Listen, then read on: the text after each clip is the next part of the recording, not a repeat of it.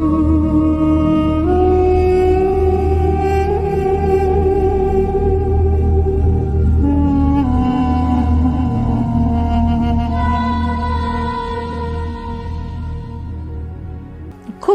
Close একজন friend, ওর বাবার সাথে ঘটে যাওয়া ঘটনা, ওর বাবা এবং ওর ভাইয়ের সাথে ঘটা ঘটনা।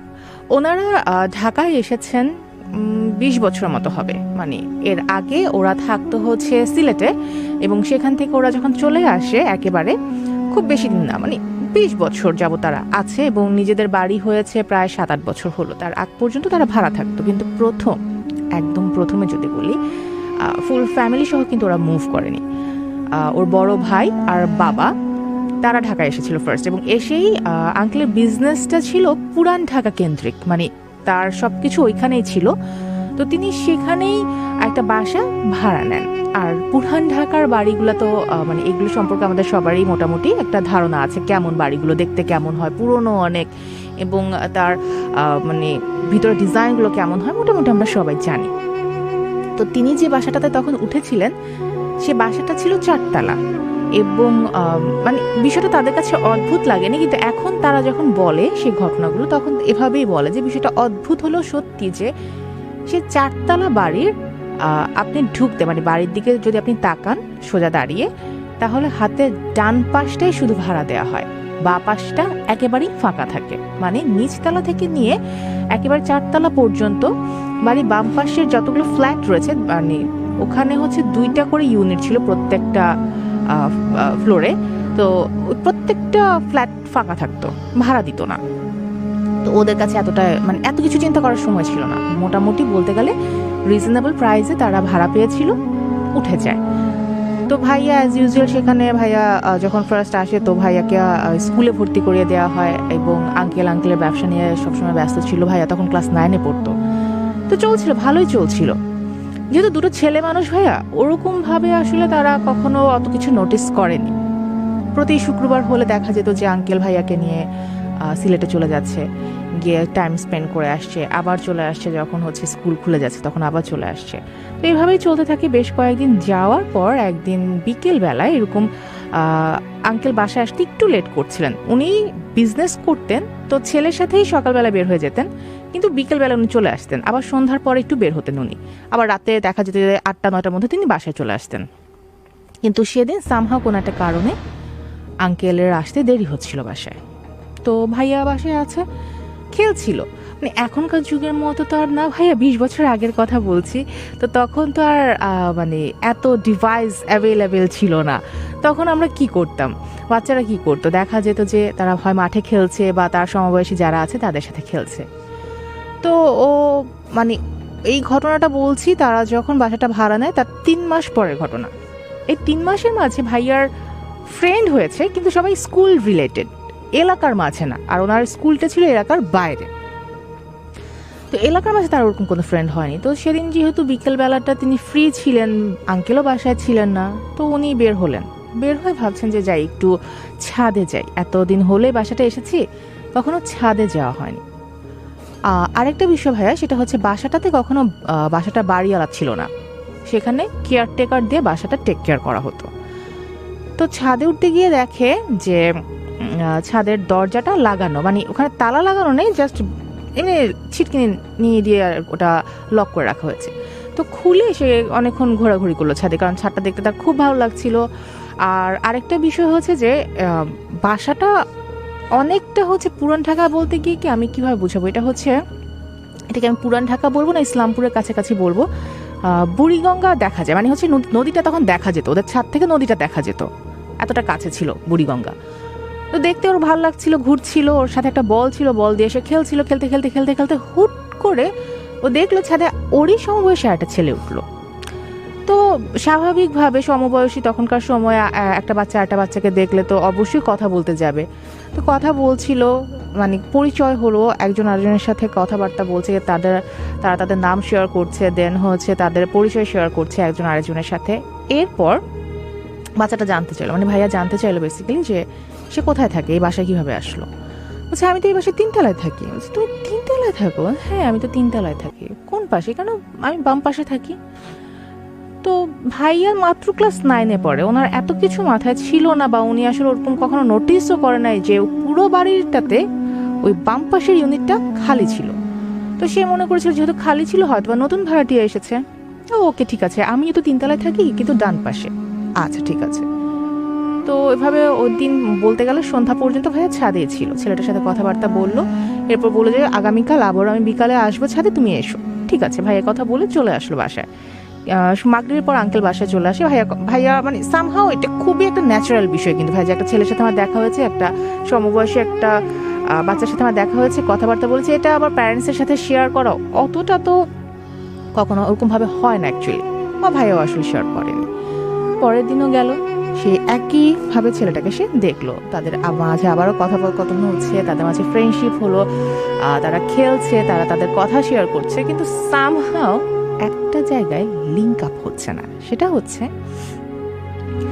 ভাইয়া যখন ছেলেটাকে জিজ্ঞেস করলো যে তোমার স্কুল কোনটা, ছেলেটা এমন একটা স্কুলের নাম বললো যেটা ওই মুহূর্তে ভাইয়া শুনেনি যে ওটা হতে পারে বা ওটা আদৌ আছে। এরপর বলো তুমি কোন ক্লাসে পড়ো, সেটা আবার বললো যে আমি ক্লাস 9-এ পড়ি। তুমি 9-এ পড়ো? হ্যাঁ। কোন সাবজেক্ট নিয়ে? আমি সায়েন্স নিয়ে পড়ি। ভাইয়া বলো ওকে ফাইন, আমিও তো সায়েন্সের স্টুডেন্ট। সবই ঠিক আছে, কিন্তু সামহাও কিছু কিছু জায়গায় একটু মনে হচ্ছে যে কিছু একটা সমস্যা। যেমন ছেলেটাকে যখন জিজ্ঞেস করা হলো তোমার বাবা মা কোথায়, ও সবসময় অ্যাভয়েড করে যেত, ও এই প্রশ্ন উত্তরটা সবসময় অ্যাভয়েড করে যেত, যে বাম পাশে আমার এই ফ্ল্যাটের পাশে তো ফ্ল্যাটে তুমি আছো, কিন্তু কোনো সাউন্ড নাই, ওখানে কাউকে আমি দেখতে পাচ্ছি না, কেন? আজকে আমি তো ভেবেছিলাম নতুন তোমরা এসেছো, কেউ না কেউ থাকবে। ও সবসময় একটু অ্যাভয়েড করে যেত, বলতো যে না আছে সবাই, আমার ফ্যামিলি অনেক ছোট, আমরা অলরেডি গুছিয়ে নিয়েছি, সব কিছু খুব সুন্দরভাবে গুছানো আছে, আমি তোমাকে নিয়ে যাবো একদিন বাসায়, এভাবে বলে বলে অ্যাভয়েড করে যেত। ঠিক আছে, গেল। এরকম করতে করতে প্রায় 4-5 দিন পর আঙ্কেল খেয়াল করলেন যে প্রতিদিন বিকেল বেলায় ভাইয়া ছাদে যায়। তো একদিন হুট করে আঙ্কেল বললো চল আজকে আমিও যাবো তোর সাথে ছাদে। হ্যাঁ বাবা চলো, আমি তোমার কাছে আমার ফ্রেন্ডের সাথে পরিচয় করাই দিব। তখন আঙ্কেল বলছে যে ফ্রেন্ড মানে তুমি এখানে কোথায় ফ্রেন্ড পেলে? বলছে যে না আমাদের পাশের ফ্ল্যাটে তো নতুন ভাড়াটিয়া এসেছে, তার ছেলেটাও ক্লাস 9-এ পড়ে, আমার সমবয়সী, তো তার সাথে আমার ফ্রেন্ডশিপ হয়েছে। আচ্ছা ঠিক আছে চলো যাই।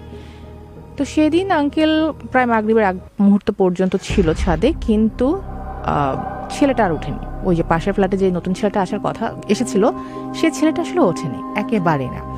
অনেকক্ষণ ওয়েট করে চলে যায়। তো চলে যাওয়ার পর আঙ্কেল বলে আচ্ছা একটা কাজ করো, নতুন যেহেতু ভাড়াটি এসেছে চলো আমরা একটু নক করে দেখি, পরিচিত হওয়া যাক তাদের সাথে। তো ছাদ থেকে নেমে এসে সন্ধ্যার দিকে তারা যখন নক করতে যাবে পাশের ফ্ল্যাটে, গিয়ে দেখলো সেখানে তালা ঝুলানো। তো তারা ভেবেছে হয়তো নতুন ভাড়াটিয়া এসেছে, হয়তো কোথাও বাইরে বাইরে গিয়েছে তারা। ঠিক আছে, পরের দিনও আঙ্কেল তার ছেলের সাথে ছাদে উঠলো, সেম একই ঘটনা, ছেলেটা আর আসেনি। তারপরে কিছুদিন পর মানে এই জিনিসটা না তার খুব নর্মাল ভাবে নিচ্ছে, মানে সামহাও তারা প্রত্যেকটা ঘটনাকে এক্সপ্লেইন করছে যে না ঠিক আছে এটা হতে পারে, এটা এমন না, এটা ওরকম হতে পারে, এরকম অস্বাভাবিক কিছু না। আসলে অস্বাভাবিক তখনও কোনো কিছু ঘটেনি। এরপর কিছুদিন পর মাঝখানে ভাইয়ার এক্সাম থাকার কারণে সে ছাদে উঠেনি, পড়াশোনা নিয়ে আসলে ব্যস্ত ছিল। কিছুদিন পর সে আবারও ছাদে উঠলো। ভাইয়া উঠে যেটা দেখলো যে ছেলেটা অনেক আগে থেকেই বসে আছে, এবং মানে এই প্রথমবারের মতো ভাইয়া যেটা নোটিস করলো, ছেলেটা প্রতিদিন একই শার্ট পরে আসে।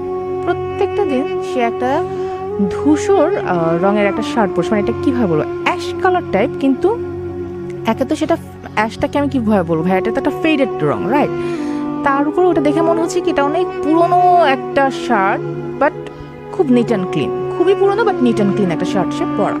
এবং এই শার্টটাই সে প্রথম যেদিন ওদের পরিচয় হয় সেদিন থেকেই পরছে, এই একই শার্ট সে পরছে। তো ভাইয়া সেদিন গিয়ে বললো কি ব্যাপার, একটু রাগ নিয়ে বললো যে তুমি এতদিন কোথায় ছিলে, আমার বাবা তোমার সাথে পরিচিত হওয়ার জন্য এসেছিল, 2 দিন আমি তোমাকে খুঁজছি, পাইলাম না, তোমাদের বাসায় তালা ঝুলানো দেখলাম, তোমরা কোথায় থাকো, মানে তোমাদের বাসায় কাউকে পাওয়া যায় না কেন, তুমি কোথায় ছিলে? তো ছেলেটা বললো যে আমি তো এসেছিলাম, কিন্তু তোমার বাবাকে দেখে আমি চলে গেছি। বললো কেন?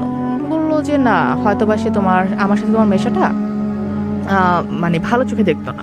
মানে ভাইয়া খুব অবাক, যেটা কি ধরনের কথা, ভালো চোখে দেখবে না মানে কেন, হয়েছেটা কি? বলো না অন্য কোনো একদিন বলবো তোমাকে। আচ্ছা ঠিক আছে, ভালো কথা, অন্য কোনো একদিন বলবে। তো তারা আবার নর্মালি তাদের খেলাধুলা করলো, আড্ডা দিল, কিছুক্ষণ নিচে নেমে আসলো। এবার শুরু হলো রাতের গল্প।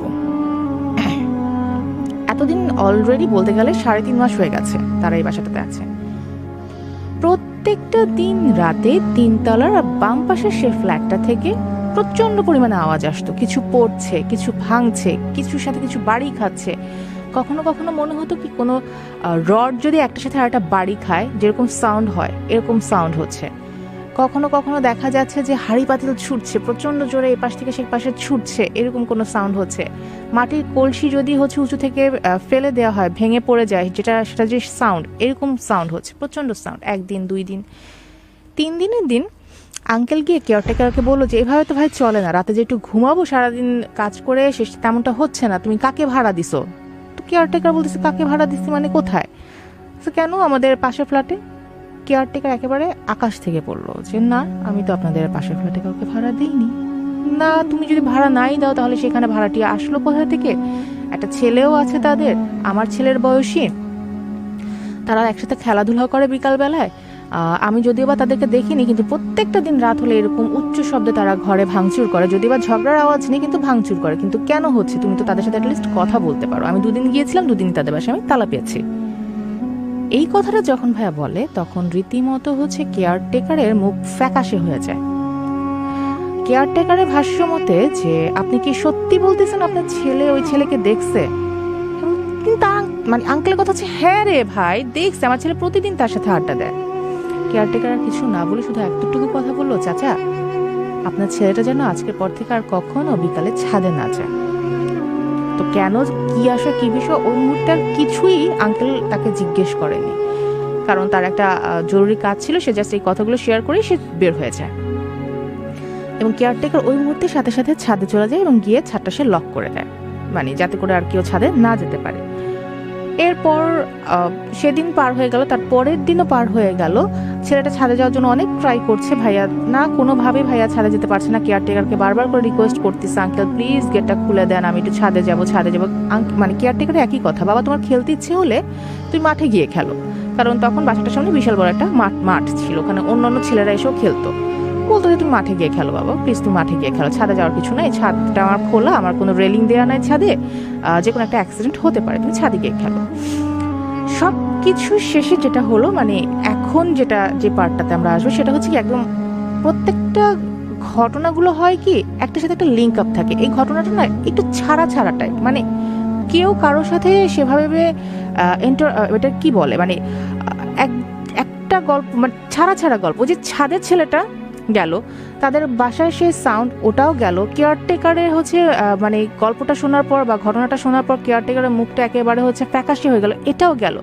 কিন্তু এক্সাক্ট হয় না ভাইয়া যে পর পর একের পর এক ঘটনা ঘটে যাচ্ছে, মানুষরা ফিল করছে যে হ্যাঁ এখানে প্যারানর্মাল কোনো কিছু ঘটছে। এমন কিছুই না, এত কিছুর মাঝে এমন কিছুই হয়নি। কিন্তু একটা দিন রাতে সন্ধ্যার পর ওই 4 তলা বাড়ির পুরো ডান পাশে কোনো ভাড়াটিয়া সে রাতে ঘুমাতে পারে নাই, একদমই ঘুমাতে পারে নাই। কারণটা হচ্ছে পরের দিন যখন কেয়ারটেকারকে সবাই এসে ধরে যে কি সমস্যা ছিল ওই ফ্ল্যাটটাতে যে এত জোরে জোরে সাউন্ড হয়েছে, এবং সবচেয়ে ভয়ঙ্কর বিষয় হচ্ছে বারবার করে হচ্ছে ওনারা সবাই ওই ফার্স্ট টাইম ওই একটা রাতেই তারা সবাই শুনতে পাচ্ছিল যে ওই রুমটাতে প্রায় 6-7 জনের মতো মানুষ আছে এবং কাউকে তারা মারছে, মানে শুধু কাউকে না, ওখানে একই সাথে একটা মহিলা চিৎকার শোনা যাচ্ছে, একই সাথে একটা ছেলের চিৎকার শোনা যাচ্ছে, একই সাথে একটা লোকেরও চিৎকার শোনা যাচ্ছে, বারবার করে বলতেছে বাঁচাও। এখন সবাই গিয়ে যখন হচ্ছে বাম পাশের ওই ফ্ল্যাটটা বারবার করে নক করছিল, কেউ খুলছিল না, কিন্তু ওই পাশ থেকে প্রচণ্ড শব্দ হচ্ছিল এবং অনেকে ভাঙারও চেষ্টা করছে। কিন্তু এই যে রাতে এতগুলো ঘটনা ঘটতেছে, বারবার করে ভাড়াটিয়ারা হচ্ছে কেয়ারটেকারকে ডাকছিল, কেয়ারটেকার একটা বারের জন্য আসে নাই। ইভেন হচ্ছে সেদিন গিয়ে তারা খেয়াল করলো যে এত ঘটনার মাঝে কেয়ারটেকার কখনো হয় সন্ধ্যার পরে তার রুম থেকে বের হতো না। ফার্স্ট টাইম প্রত্যেকটা ভাড়াটিয়া ফিল করলো যে কেয়ারটেকার কখনোই সন্ধ্যার পরে তার রুম থেকে বের হতো না, এবং রাতে যত ঝড় তুফান হোক না কেন মানে সে কখনো তার ঘর থেকে সে বের হবে না, মানে বের হবেই না। ইভেন কেউ নক করলো সে কোনো উত্তর দিত না। তখন কেয়ারটেকার ফার্স্ট টাইম বলে যে আজকে যেই ঘটনার মুখোমুখি হয়েছেন আপনারা, এই ঘটনাটার ওই দিন ছিল ওই ঘটনাটার 32 বছর কি 33 বছর। কি হয়েছে, মানে ওই বাড়িটা এতটাই পুরাতন ছিল ভাইয়া, পুরান ঢাকার। তো সে বলছে যে এই বাসাটা যখন প্রথম করা হয়, বাসার মালিকের একটা ছেলে এবং তার মাত্র 4 বছরের একটা মেয়ে, এই ছিল তাদের 4 জন। চারজনের ফ্যামিলি 3 তলার ওই বা পাশের ফ্ল্যাটটাতে তারা ছিল। তখন আশেপাশে খুব একটা বেশি ভাইয়া ছিল না, বাড়িঘর ছিল না। যখন ওই পুরান ঢাকার ওই বাড়িটা করা হয় তখন আশেপাশে খুব একটা বাড়ি ছিল না, এবং তাদের আর্থিক অবস্থা মানে বাড়ি মালিকের আর্থিক অবস্থা খুবই ভালো ছিল। বাড়ি মালিক আর বাড়ি মালিকের একটা ভাই ছিল যে অবিবাহিত ছিল, এবং বাড়ি মালিকের বড় ছিলেন, তিনি বড় ভাই ছিলেন। কোনো একদিন রাতে সন্ধ্যার পর তাদের মাঝে আগের থেকেই সম্পদ নিয়ে একটু দ্বন্দ্ব ছিল, কিন্তু সেদিনের দ্বন্দ্বের মাত্রাটা এতটাই মানে চরম আকার ধারণ করে যে বাড়ি মালিকের মানে বাড়িওয়ালার বড় ভাই তিনি বাসা থেকে বের হয়ে যান। তো বাড়িওয়ালা মনে করে আচ্ছা ঠিক আছে, গিয়েছে রাগ করে গিয়েছে, চলে আসবে। কিন্তু তিনি যখন ফিরে আসেন তার সাথে তিনি আরো 3 জনকে নিয়ে আসেন, এবং যাদের হাতে খুব ধারালো অস্ত্র ছিল। এবং ওই রাতে উনি প্ল্যানই করেন যে উনি ওনার ভাইয়ের পুরো ফ্যামিলিটাকে মেরে ফেলবেন। এবং তিনি ঢুকে এবং ঢুকার পরে ধারালো অস্ত্র ছিল, সাথে ছিল রড। ওই যে বারবার করে বলছিল না যে রডের শব্দ পাচ্ছিল ভাই, ওইটা ওই সময়ে খুবই নাকি চাঞ্চল্যকর একটা ঘটনা ছিল। কারণ হচ্ছে এমন বিভৎসভাবে 4 জনকে হত্যা করা হয় ভাইয়া। ছোট যে মেয়েটা ছিল, বাচ্চা মেয়েটাকে পাওয়া যায় বাড়ির ছাদে একটা টাঙ্কির মতো করে রাখে, মানে এটাকে হাউস বলে, অনেকটা হাউসের মতো করে রেখেছিল যেখানে পানি রেখেছিল তারা। সেই পানির ভেতরে তার বাচ্চাটাকে চুবিয়ে মারা হয়, এবং তার পাশেই ছিল ভাইয়ের লাশটা। কারণ ভাইটা বাচ্চাটাকে বাঁচাতে গিয়েছিল, কিন্তু সামহাও উনি আর ওকে বাঁচাতে পারেনি। তখন ওই ছেলেটা ক্লাস 9-এ পড়তো, এবং ওর গায়ে ছিল সেই টি শার্টটা। ছেলেটাকে মারা হয়েছিল ভাইয়া পানির কলসি আছে না, প্রথমে কলসি দিয়ে ওকে বাড়ি দেওয়া হয় ওর মাথায়। মানে কলসিটা পানি ছিল, ভারী হয়েছিল, কলসিটা ভেঙে যায়। এরপর হচ্ছে ওকে ধারালো অস্ত্র দিয়ে ওকে হচ্ছে মানে রীতিমতো জখম করে তারপরে হচ্ছে মারা হয়। খুবই বিভৎস ছিল।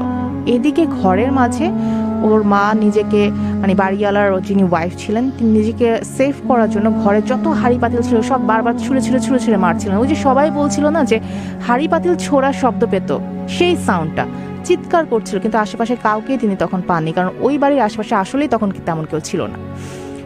তাকেও মেরে ফেলা হয় এবং তার হাজব্যান্ডকেও মেরে ফেলা হয়, মানে বাড়ির মালিককেও আসলে মেরে ফেলা হয়। একই রাতে 4টা মানুষকে মেরে ফেলে, এবং ওই যে ওনার বড় ভাই যেটা থাকে মানে যিনি বেসিক্যালি মূল হোতা, ওই রাতেও উনি বাংলাদেশ ছেড়ে চলে যান। মানে তার প্ল্যানই থাকে, এবং ওনাদের আসলে আর্থিক অবস্থা অনেক ভালো ছিল, এবং এখন যেহেতু তার সম্পত্তির আর কোনো ভাগবাটোয়ারের কোনো কেউই নেই, সো উনি প্ল্যানিংই করে রেখেছিলেন যে উনি এই কাজটা করবেন এবং উনি বাংলাদেশ ছেড়ে চলে যাবেন।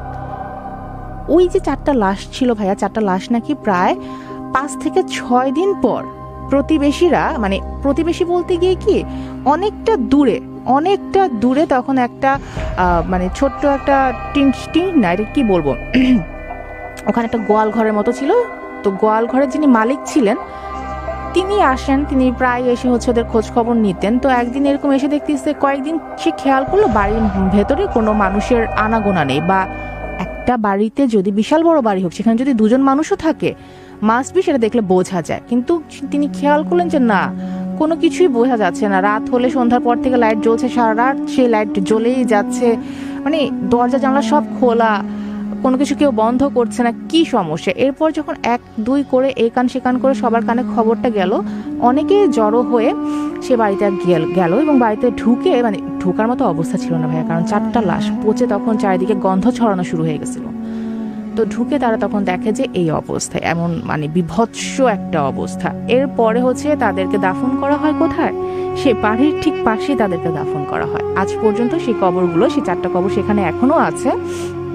কিন্তু ওই যে বাড়ি মানে ওই সাইডটা, স্পেশালি বাম সাইডটা ওই বাড়ি আজ পর্যন্ত কেউ ভাইয়া থাকতে পারে নাই, আজ পর্যন্ত না। ইভেন ওই বাড়ির যিনি মালিক এখন পর্যন্ত তিনি বেঁচে আছেন, কিন্তু মানে অবাক করা বিষয় হচ্ছে যে সে সবসময় কেয়ারটেকার দিয়ে ওই বাড়িটা হচ্ছে দেখভাল করতেন। এবং এখানেও একটা বিষয় আছে, কেয়ারটেকাররা বংশ পরম্পরায় এই বাড়িটাকে মানে তার টেক কেয়ার করছে। সেই সময় যিনি ছিলেন দারোয়ান, তার ছেলে আজকে এই বাড়িতে আছে, এবং এরপরে উনিও বলছেন যে এরপরে ওনার বংশে যিনি থাকবেন তিনি এই বাড়িটা টেক কেয়ার করবেন, অন্য কারো হাতে এই বাড়িটা যাবে না। তো তারা আসলে মূল ঘটনাটা জানতো।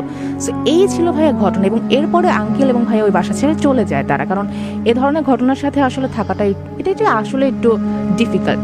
এবং আজকের দিনের কথা যদি বলি 2022-এ এসে এখন পর্যন্ত নাকি ওই বাড়িটা ওভাবেই রয়ে গেছে। যদিও ওটা বাড়িটা অনেক পুরাতন হয়ে গেছে, কিন্তু এখন পর্যন্ত বাড়িটা ওরকম আছে। এবং অনেকেই বলেন প্রায় রাতে একটা ছেলেকে ওই বাড়ির ছাদে সেই হাউসটার পাশে বসে থাকতে দেখা যায়।